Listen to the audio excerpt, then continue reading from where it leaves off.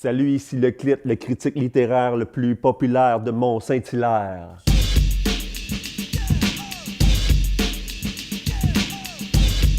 Aujourd'hui, je tenais à vous parler de mon personnage de littérature fantastique préféré, Jesus Christ, et ce, par l'entremise de sa bibliographie non autorisée, la Bible. That's the shit. La Bible, c'est un des gros succès en librairie. Le livre fait d'ailleurs partie de la liste du New York Times Bestsellers depuis au moins le 16e siècle, yo. Donc, c'est un peu comme Le Petit Chaperon Rouge, c'est un conte de tradition orale qui a eu plusieurs versions écrites au fil du temps. Moi, aujourd'hui, j'ai entre les mains le coffret du réalisateur qui réunit les 4 meilleures versions du Petit Juif roux.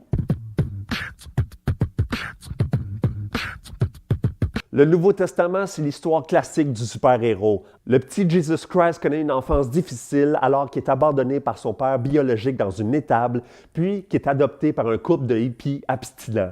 Au fil du temps, il découvre qu'il y a des super-pouvoirs d'exorcisme, de guérison, de télépathie, de télékinésie. Ça fait en sorte qu'il devient très, très populaire, mais les autorités n'aiment pas ça. Ça fait qu'ils l'emprisonnent puis qu'ils le tuent.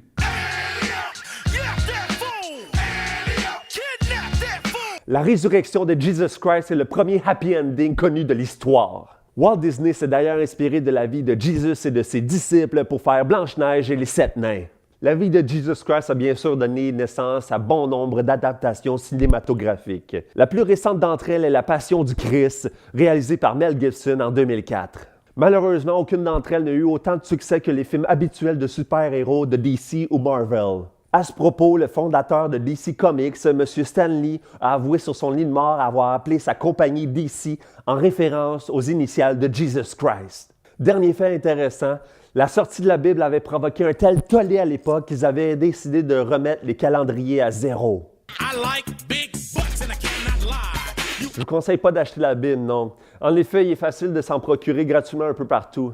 Lors de ma lecture, j'ai aimé le rythme lent du récit, l'absence de technologie comme on la connaît aujourd'hui, ainsi que les super-pouvoirs humbles de Jesus Christ. C'est pour cette raison que j'accorde à la Bible une note de 6 étoiles sur 7. Salut les liseurs!